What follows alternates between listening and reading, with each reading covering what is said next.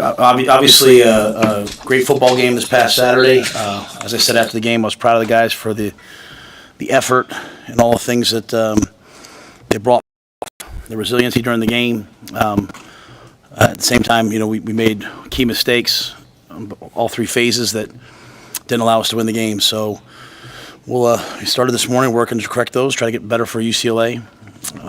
Really an excellent, talented football team that's had a really, really tough schedule, playing their best football of late. So we have our work cut out for us. So we'll try to make the improvements from the Ohio State game to the UCLA game the same way we did from Indiana to Ohio State. So with that, I'll see what questions you guys have. Coach, you mentioned after the game on Saturday, you felt like it was the first time, felt the championship mindset in the locker room. What kind of intangibles go into that, and how do you kind of instill that same mindset for the rest of the year? It's really hard to play with the confidence to understand that, hey, if I don't make mistakes, I'll win. At the same time, play without being afraid of making mistakes. So you have to have this fearless part of you that runs right up to the edge, and you're willing to go over the edge. You're willing to put yourself at risk and be vulnerable to failure. That's the only way to actually be successful. And so saw a bunch of guys that just wanted to go back out and keep playing. And when I said that, there's been lots of times I've seen glimpses of it. I just saw a whole team united in that moment. So I think it came from the players, and to them it's a real credit. Expect to have Ramir or Tommy back this week? I don't know Tommy. Ramir's back. He'll practice tomorrow. We hadn't seen Dylan scramble a whole bunch this season until that game. He had mentioned that you guys saw maybe something on film, but he also mentioned that there was a kind of a focus on him doing that in practice. Is that something that he just added to his repertoire this weekend? I mean, it looked pretty good when he did it. Yeah, I think one of the key things from Dylan is he can do it, right? He has, he can do it, and he has the ability to scramble and look down the field, but then also take advantage and run. I think one of the really cool things I'm having a chance to experience with him is watching him grow each week. I think in the Indiana game, there was a play where he started to scramble and stopped and threw it back. And as I watched the game with him, he was like, I should have run it there. And I don't even know if that's right or not, but that's what he took away from it. So I think he, every week, is trying to find 1, 2, 3 things to improve upon. We heard Coach Day's press conference last week, and we heard him talk about why, when I watch their defense, I think it's, they look like a big-time defense. They were taking a lot of questions about why aren't about their defense, and he talked about doing some different things, and we were all kind of like, you play a team coming off a bye, it's like you better be ready for anything to come out. There was way more man-free pressure. Usually, Larry Johnson defenses is 4-man rush and hey, let's go eat. There was way more pressure, and so part of that was him navigating that, recognizing that in the game. But when you bring man-free pressure, if you pick them all up, there's no one for the quarterback. And so he got out and he took off and ran, and to me, it's like Dylan's got like an algorithm in his brain, and so every time you add something to it, it's like, hey, I can do this against this. So he added it. So in terms of during practice, I just think he's always trying to improve, get better. From the UTEP game until the last drive against Ohio State. Better and better and better. So much of that game was, hey, getting the right play here, getting the right play there. You think about, you're a freshman quarterback. You go out in front of 100,000 people, all of whom have a feeling about you because maybe you were once committed there. Another one of your freshmen drops the opening kickoff return. You start with the ball on the 8-yard line. You bobble the opening kickoff. And what I loved about what Dylan did was he just settled down, right?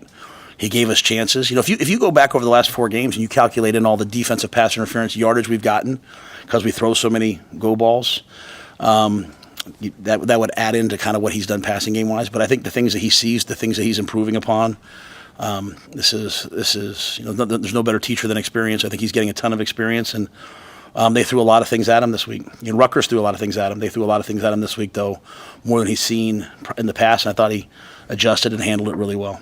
He's clearly shown that he has the ability to drop those balls in on some of those lofted throws. On the couple that, at least the one to Banks that he missed, what kind of discussions have you had with him, or have you heard him have in being able to hit those, and what leads to fixing that? Yeah, I think when you look at that, you're talking about the play, the wheel route down the sideline, the rub route down the sideline. I think that was a play, and he could probably speak to it better tomorrow. I think that was a play where, they're bringing all that pressure, like they're bearing down on you. The Wolves are at the door, because he came out, he saw 3-over-3 man, he recognized the leverage, he checked to that. That wasn't a call. That's an option he has. He checked to it, and I think he just sped up and said, "Hey, I got it," and let it rip, and so just missed the throw. So part of this teaching is is going back and looking at all the things you do well. He has the ability to go back and look at all the things he does well. And the things you do well should give you confidence. The things you don't do well, that's what spurs you forward. And so, he missed that throw, and then just kind of like a why. Like, hey, why did you miss it? Was it bad mechanics? Was it that you sped up because you saw these things and you knew you had a touchdown, you want to get the ball out of your hand? So when I watch the game with him, I watch the game with him usually in a different light, kind of as the head coach. Glenn's going to do all the football stuff. But for me, it's always, hey, here's these 6, 7, 8 plays. Why did they happen? Does that make sense? And so I'll let him tell you, his thoughts on it, because but to me, I just think, you have people coming at you, you see him open, he knows what's going to happen a lot of times before it happens, and sometimes that anticipation leads you to hurry, and I thought he didn't hurry. How do you think Dante ran it, and did you find some things in the run game in the second half that you liked that maybe you can push forward? Yeah, it goes back to what I said last week. When people don't really blitz us and pressure us, we're a good running team. We struggle when people pressure us. Dylan did a good job of when they weren't pressuring us, getting to the right run. We ran some wham plays and some trap plays, which are really good plays. We got the ball to the second level. We need at some point one of these plays to go for 80. And I'm not throwing anyone at it. It's just like that's what we're working on every day. We're working on constantly. Now, Dante, he's a big back. He's going to punish you, right? And then the Ramirez and Emmets come in and they hopefully make you miss and take it further. But I thought in many ways there were some really good things in there in the plan. And then part of it is then when they do pressure you, you're throwing those fades, you're throwing those go balls, you're trying to take advantage of man coverage, hoping to hit them. And, we hit some. We got some pass interference and extended drives on others. Matt, you received a statement back from the Big Ten on an officiating call on the Emmett Johnson run. I mean, just what were your conversations like with the league and Troy with the league just over the last 24 hours? Well, I'll first say this. I commend the league for putting out a statement. The worst thing I can do is get up here when I'm trying to get our team to turn forward to UCLA and be talking about, the calls that went against us in a loss. I think that's very forward thinking of, Commissioner Petiti and of Bill Carollo, who's the head of officiating. And I think it's what should be done. We all just want transparency in everything, right? Hey, I come here, you guys ask me what happened on this play, what happened on that play, right? And to do my best to be transparent and answer them. So I appreciate the statement. That was a game, you guys hear us talk about situational football. We're trying to master the last drive of the half, the last drive of the game. When you have one timeout and you think it's a spot, it just makes it hard to coach, right? So that was difficult, and they addressed it, and that's really all I want. I will say this: I think one of the hardest jobs in the world right now is to be an official. I grew up in an era when I played college football. I stood next to Coach Paterno. The officials went out there; they had their whistles, they threw their flags. There weren't 52 camera angles because every game's on, national TV. There weren't, they threw the flag and you live with it, right? And, Coach Paterno would yell at the officials and, just kind of, that's how football was. And now, now you in a world where, now we have instant replay. And the first instant replay was, to overturn the egregious stuff. And now it's more, now we can fix things. Like last week there was 3 seconds on the clock and all of a sudden, now there was 6 seconds against Indiana. So now as an official, when I'm calling the game on controversial calls as if, well, what happens if it does get overturned? So they go with, if it's close to being a fumble, they think the guy's down. They might, they're kind of instructed to call it a fumble so that the play continues and then replay can overturn it. But replay, if it's close, we'll go with the call that stood, which even though that might not be what the official thought. So the amount of things that must be in those guys' heads, God bless them, and then there are 100,000 people and they're running backwards trying to say, is it DPI, is it OPI, right? Now, it used to be the officials have to go over and talk to each other. Now they have a microphone and they're talking to each other during the game and they're confirming things. And it just, I feel for them. So I'm never going to get up here and complain about judgment calls. That's not my thing. I've been upset, or I've talked about really replay. Like last year we had 3 replays that the next day they said, hey, replay was wrong. That's hard for me, right? And it used to be replay was in your own building. You'd see the replay official before the game. He was going to go up and make the call. Now replay goes off to a central site somewhere, and it's probably the best system in the world. I just, I advocate for the players. I advocate for the coaches. I'm also going to advocate for the 8 guys out there calling the game. I'm going to sit there and give them my opinion at times. I never cross the line. I do want to say this because my daughters and, I want every person in Norfolk and Tacoma and everywhere in the state. Both times I've gotten a flag this year, the next day they said never should have been a flag. So I don't disrespect officials. I stay on the field. I coach the way I've coached the last 12 years, aggressive, but defendant, and no one on my sideline talks to the officials. Officials will always tell you we're disciplined. So I appreciate the statement, but I do want to say it must be really hard to be out there making those calls. And there was a really controversial OPI in the Ohio State-Oregon game, right? And they called offensive pass interference. And so what ends up happening is over the next couple of weeks, the officials, there's all these points of emphasis and all this stuff, and they're talking about OPI, and they're talking about OPI, and then all of a sudden we show up, and we get 2 OPIs, on the last drive of the half and on the last drive of the game. Now, you guys have watched this. I don't know how many OPIs we've had this year, offensive pass interference. But these points of emphasis, that kind of hit you each week, something happens and we change the kickoff return mechanics. Like, as a coach, I can't change what an 18-year-old does or a 22-year-old does on 3 days' notice. We went through camp. We go through all the officiating training. Officials come to practice. We're told to do things a certain way. And then as the season goes on, as things happen, man, the officials have to adjust. Well, we have to adjust. And all of a sudden you get into a game like this and all this stuff happens. So I appreciate the transparency. I do want to make sure everyone understands where I stand, though. I advocate for the officials. I think we should let them call the game, and it shouldn't be all this. It shouldn't change as much as it does based upon this and that. We should just let them call the games and live with the result, right? Like we live with the players' result. So I appreciate that. Some tough things went against us. We've had replay go against us. We've had my penalties go against us. I don't want any more apologies on Sunday. Like, it can't happen against UCLA. It can't happen against Iowa. These things can't happen moving forward. And so I'm very forward thinking. I appreciate, Bill. I appreciate Tony. I appreciate Troy. I appreciate everybody. But it can't keep happening to us. It needs to be fair. And that's not about the guys making judgment calls. They got a tough job. I just want to tell us what the rules are, and we'll kind of go from there. And so that's my take. I hope it's okay that I say that. But, we're not going to sit here and whine about, whether it was a hold or not. During the game, I'm going to yell. When they false started, I yelled, "Hey, that's a false start!" Like that's a not hold, no hold. That's a false start. But then the play's over. We play the next play, and we got to play better. Before we can worry about the officials, we need to worry about ourselves. Had a lot of success with those kids from Miami. We haven't talked as much about Willis, but he played some quality snaps for you. How have you seen him progress as this season has gone along? Yeah, Willis is earning it. I think it's the biggest thing. Like, he's so talented. He's earning it with his preparation and what he does in practice. It's a hard position because you're really playing 3 or 4 positions. Sometimes you're a DN, sometimes you're an outside linebacker, sometimes you're a will backer. And, I think he's got great mentorship in that room from MJ. And I thought, we got production out of him, which was awesome. So, his snaps will continue to go up. And the biggest thing is, like I said, I'm proud of him because he's earning them. He's earning the snaps. Like, it's not just his talent, it's his production, which comes from what he does in practice. I've been really pleased with him in practice. And I think you'll see a lot more of him moving forward. You guys are 2/3 of the way through the season. Season goes really fast, right? But if you could maybe summarize what you think you guys are really good at on both sides of the ball, and maybe special teams too. Do you have a sense of that, or is it still a little bit in flux based on the last 3 or 4 weeks? Yeah, I think we faced 2 top 10 teams the last 2 weeks, right? And it's as I said after the game, it's way easier to focus on what we're not good at than what we are good at. I think for me the best thing to do is just focus on UCLA right now. Because I think honestly, Sam, to be quite honest, I think this week will tell us where we are coming off those last 2 weeks.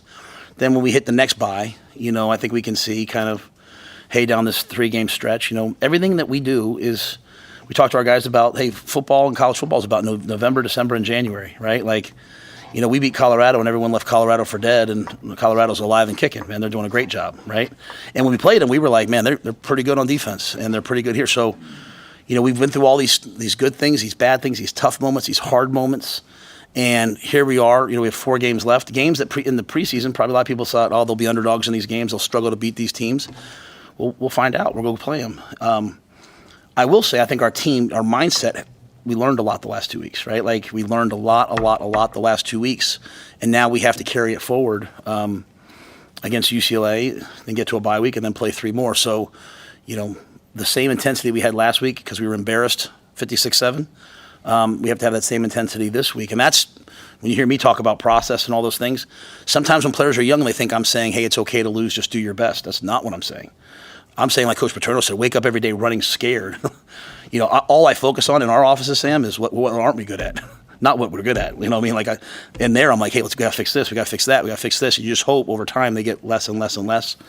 As it pertains to UCLA, they're going to challenge you with their run defense. Like they are big and physical and athletic on defense, and teams that normally run the ball really well struggle to run it against them, and then they pressure you and play man. All the things that at times have bothered us. So this is a real opportunity for us this week to show that we fix some of those things.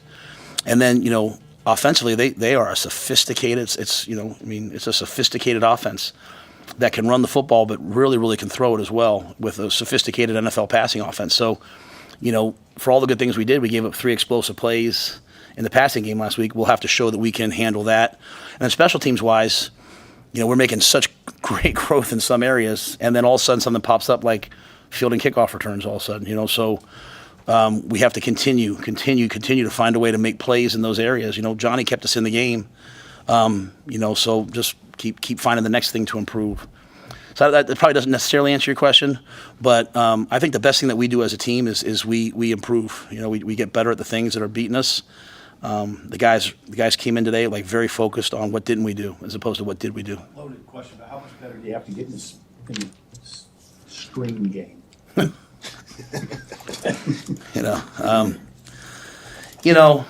I'll be very humble when I say this. I completely understand why people are frustrated, right? Completely, At the same time, what I would say is you go block that front without throwing a couple screens and tell me, okay, they're dominant, absolutely dominant. There's some kids that feel really bad on our team because they see the heat that Sat's taking or I'm taking or whoever, and they know that they had a missed assignment. If they had blocked the man-to-man defender, the ball would have gone for about 50. So, that being said, you have some things built in, like, hey, we're running this play. If they bring 0 blitz, we're throwing a screen. That's what kind of most people do, and they threw the screen, and we just didn't make the block or whatever. So we look at everything like we have to be better as coaches. Like it always starts with us. There's one thing you're not allowed to do in our building. You can never say the players weren't good enough. You can never say, oh, so-and-so, he's not good enough.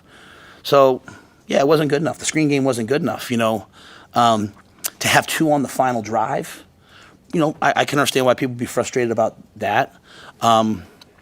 We came out and threw the go ball to Jamal and got the offense. He caught it. We have the ball on the 45-yard line. We got the offensive pass interference. We came out. We threw the backside in cut versus cover 2.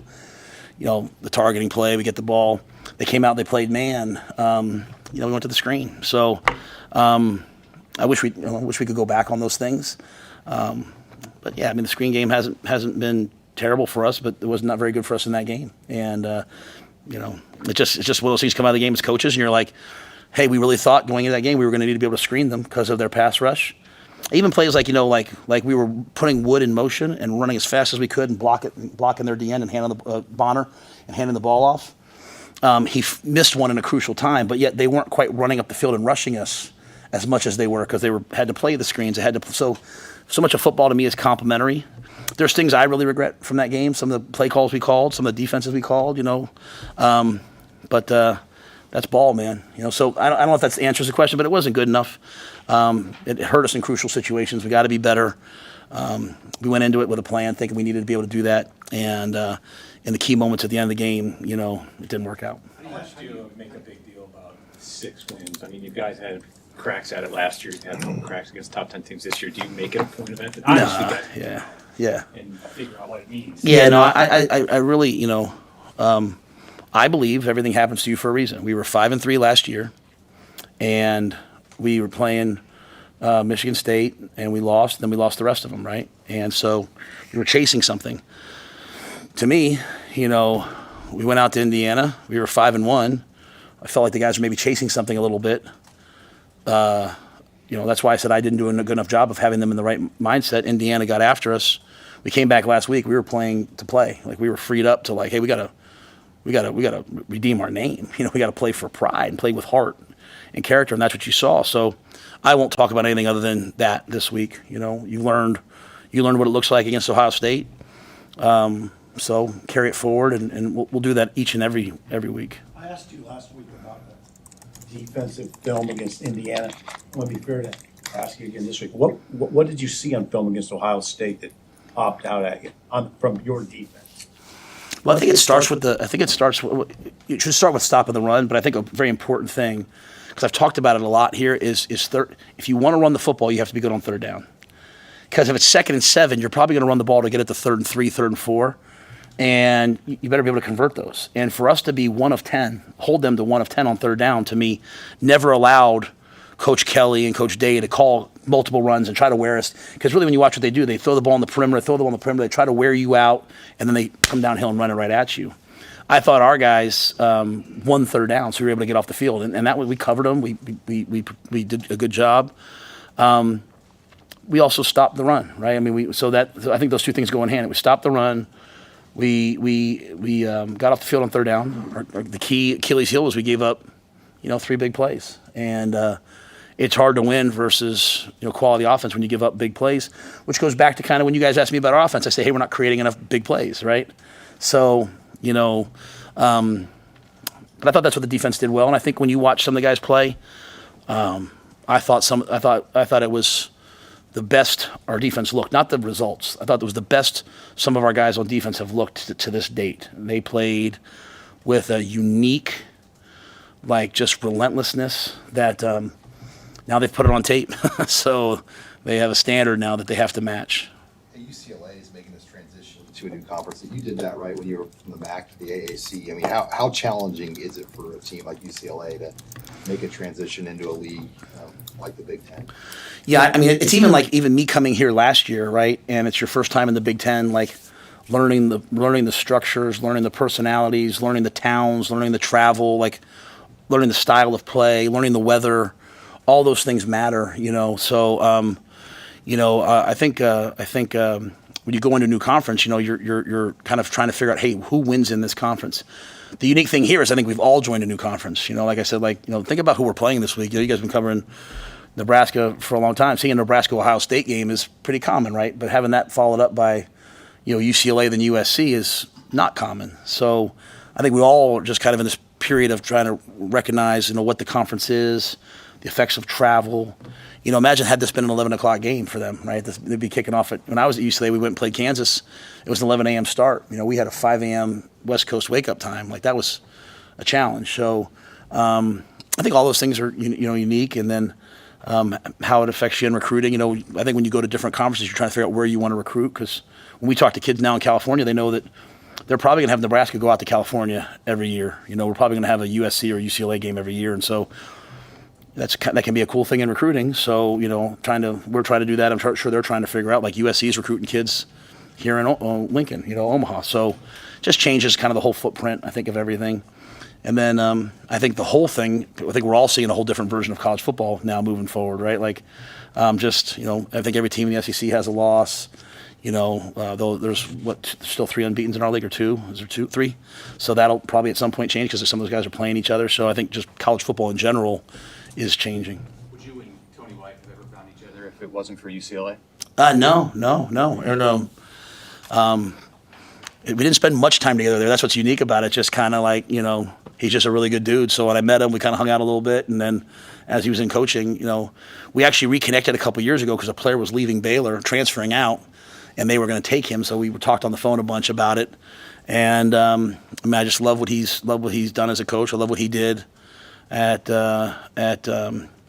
Syracuse. And I think the job he did last week is really a lot. Sometimes you talk about coordinators becoming head coaches. And being a coordinator and being a head coach are 2 completely different things. I've given those analogies before. I thought what he did last week to get his guys back and ready to play was head coach-like. You know what I mean? That's what head coaches do. They've got to have their teams bounce back from adversity and not be complacent with success. And so thought Tony did a great job in that. But yeah, it was good. You know, he was a good player, but really good coach in person. With back-to-back road games in the bye weekend there too, it's going to be almost a month in between home games. Has it seemed like that long for you and the team? Yeah, no doubt, it definitely has. You know, yeah, as I told you guys once before, when we're on the road, I tell you how much I love being on the road when we're at home. But you know, like even like last game, like you know, like my kids didn't get to see it. You know, my daughters weren't there; they were at Husker volleyball. I like being here. I like our fans. I like our families. And you know, at the end of that game, you know, you go back in that game, we have 3 or 4 snap issues in that game that hurt us in crucial moments.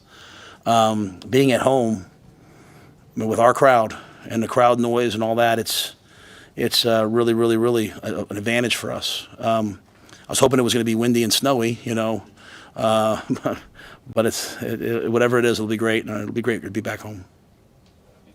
Hey, Thomas Fedoni's maybe had two of his better games the last 2 weeks. More chemistry with Dylan. He's getting open. What do you? Yeah, you know, that's a great question. You know, it kind of came to us like, you know, like it came to me and they came to Sat like maybe 3-4 weeks ago and was like, you know, what do I need to do? And you know, he blocks. He's a complete tight end, but he wanted to catch the ball more. And I think when you see what he's done in the last couple weeks, I mean, you know, and we talked a lot about just, hey, focusing on like some certain aspects of route running, and then I think Sat's done a really good job of being like, hey, what's he great at? And it's just got such great long speed, getting him down the field, but he also can run out of breaks. And so, you know, he won in man last week, you know, on the hook route against Indiana on 3rd and 8 on the goal line, right? And I think it's been showing it in practice. So I think Dylan has a lot of confidence in him. You know, that route, that was man. I mean, that route last week was man. He won in man. He ran an option route, saw zone, sat it down. So I just think he's a relentless guy in terms of wanting to be great. He's always seeking to improve. And I think giving him a couple specific things like, hey, let's work on this. Then he's done that. I think Dylan feels it. I think the coaches feel it, and so now they're always trying to get him, you know, involved. And the thing is when you start catching the football as a tight end, they start trying to take you away. And so he ran through that contact last week and made a great play, and hopefully we can get him a couple more things. And then Lloyd, I know that maybe the numbers aren't quite there yet, but you guys are using him in some different situations. How have you seen him progress in his sophomore year? Yeah, I think Jalen's an excellent receiver. You know, had the hamstring in the summer and in fall camp.